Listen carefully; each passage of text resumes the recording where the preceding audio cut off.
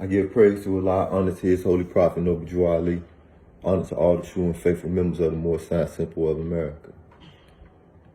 It says that men comprehend the inner life by what they see and do. They come to Allah through ceremonies and forms. This is a fact.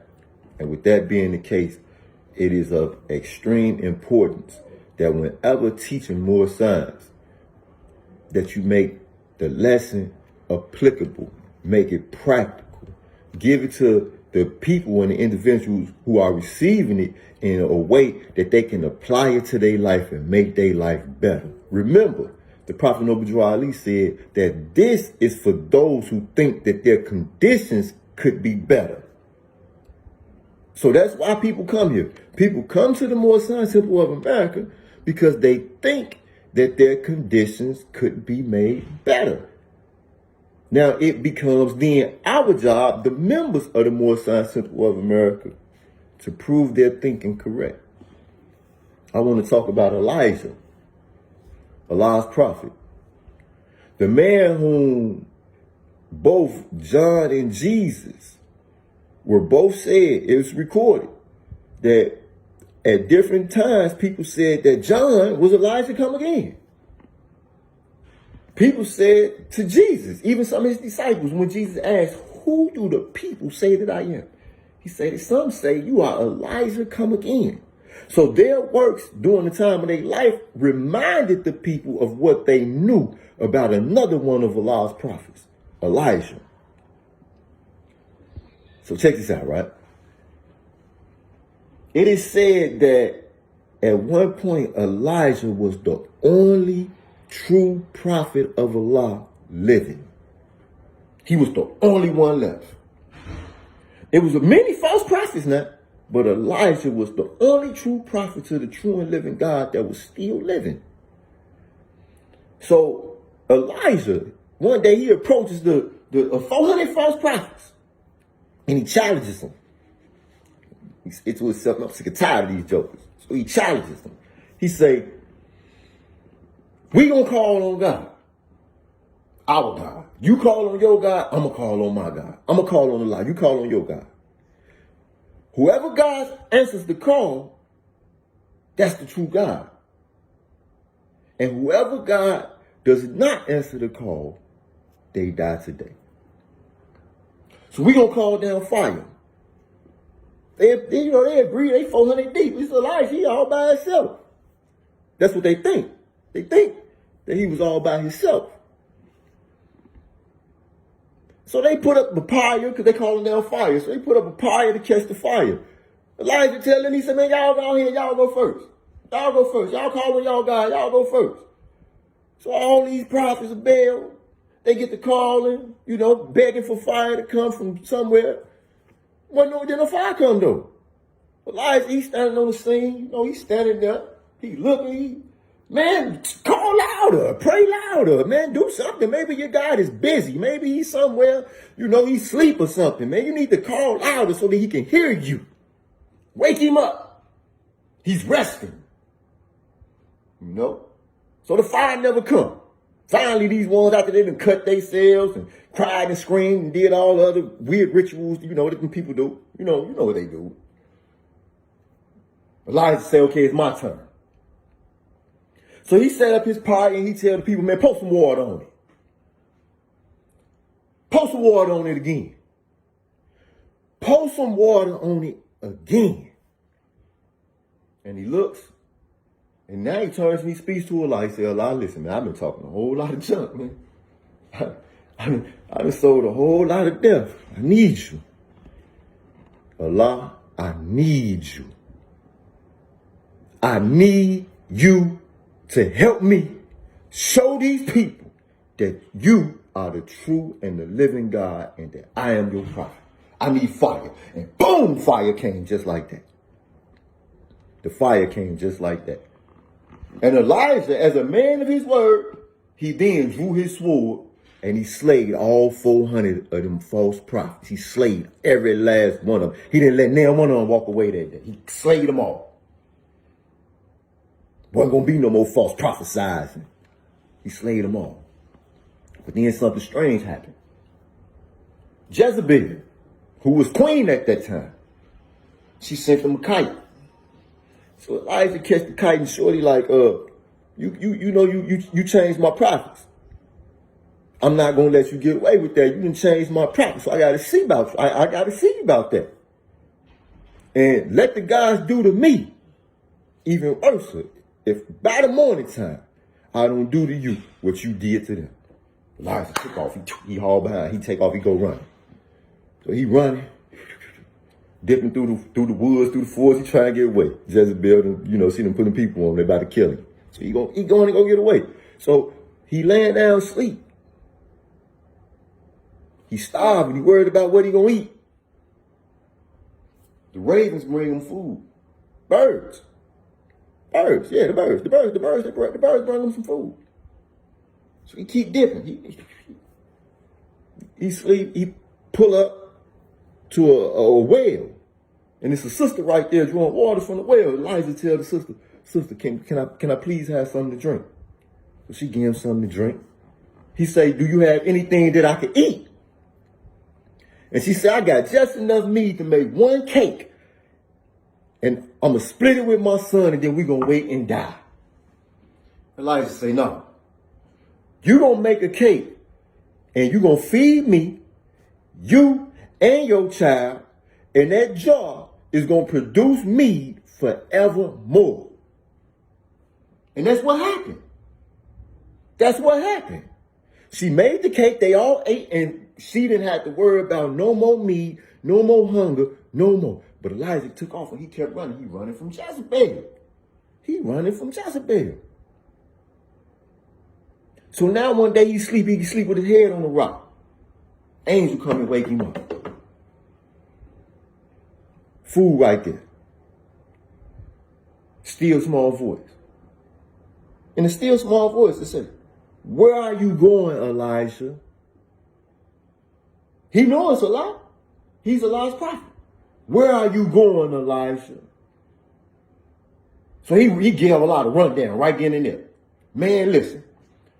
I'm the only prophet left. The people is crazy. Jezebel on my tail. I done slayed all her fake prophets. I got to get little. They trying to get me. Allah tells him to go over there to that cave. Go to this cave. I'm going to meet you there.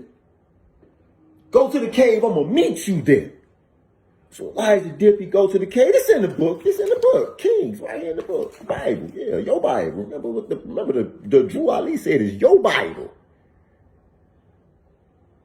So you need to study it and read it because it's yours. So he go in the cave. So when he in the cave, still small voice. No, for real. That's what it say. Still small voice. It's right here.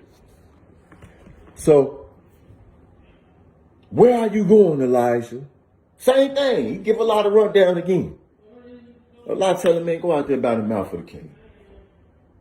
I'm going to meet you. So he go out there. Earthquake go by. He go looking. A lot not in the earthquake. Thunderstorm go by. He looking.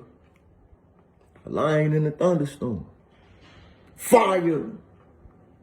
A lion in the fire. Still small voice. This remind y'all of something. How do Allah speak to man? In two ways, right? He speaks to man through man and in a still small voice. And Allah asked him again, where are you going, Elijah? There is a great moral to this story. Now, Elijah, he challenges these 400 prophets, and he calls on Allah, and Allah answered him instantly. He out there in the forest, in the woods, he trying to get away. He ain't got no food. The ravens, the birds in the sky, they come down, they bring him food. Who you think commanded them to do that? When he declared to that sister that if she would feed him, she would never have to worry about hunger again. Who you think supported his words? Who did? And the entire time when he was communicating with Allah, where was Allah? He was right there with him. What's the Quran key say? Where's the nearest place to meet him? In the heart. So today, the lesson that we learn from Elijah is that Allah is always going to be there with us, supporting us in the most intense and the worst circumstances.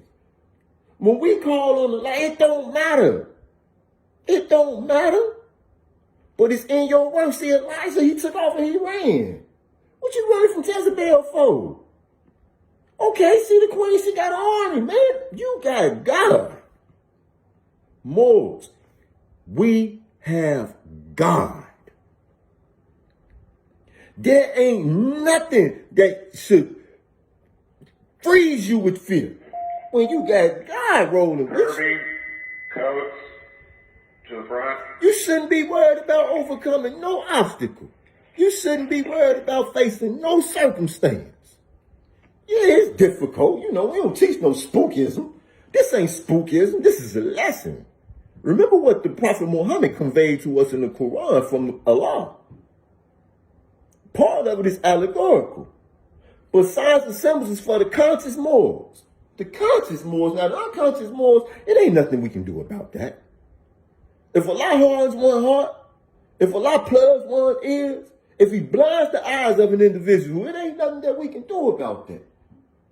Because when Allah wants Pennington Bey to remove the scales from your eyes, or to unplug your ears, or to soften your heart, then he will empower Pennington Bey to do that. But until then, it ain't nothing Pennington Bey can do about that. Or no other eel, or no other Bey. You see? Because we are appointed, anointed, and consecrated by God to do his work. But first, we have to trust in God. Yeah. See, when you trust God, you will trust yourself to overcome any and everything. That's why the Prophet Noble Ali say that this is a field open to strong men and women. Strong men and women. It's not for the weak. It's not for the weak. Now, does that mean that if you are out there right now in Asia and you want to come to Moorish America where you can be safe and learn to love instead of hate, but you know that in the moment you are weak, am I telling you to not come? No. But know that you come here to be made strong. You don't come here for us to hold your hands. You don't come here for us to throw you on our back and to carry you through the fire. I will. I ain't gonna lie to you. I will. I love you to death. But at the end of the day, even if Allah grants me the power and the strength to carry you all the way up to salvation, what the Prophet Noble Ali said, you still ain't gonna get in because you got to take the final steps. It's recorded that the Prophet Noble Ali said he remembered when he was Noah. Allah commanded him to build an ark. Right? He told all the people to come and get on the ark. Come get on the ark so you could be safe, so you could be saved from the cares of the world. But everybody didn't come. As soon as they got on the ark and the water and the flood started coming, people started coming beating on the door. And the Prophet Noble Ali said that he had to tell them that an angel had came and taken the key away. What that means is you do not got all day to get your butt in the temple. You ain't got all day. You don't. Get your tail in the Moorish Science Temple of America. Come all ye Asiatics and hear the truth about yourself. Know that it's very few who know what the truth is about man. It's very few that know that man has a higher self and a lower self. It's very few that know what that means. Even amongst those who know that man has a higher self and a lower self, it's still very few that know what that means. Even amongst those who stand on podiums all over Moorish America and teach Moorish science, if you know what the truth is about me. I want to share another story real quick. It's going to be quick. So, a lot decides to make out. Nah, I'm going to tell y'all that story later. Peace and love.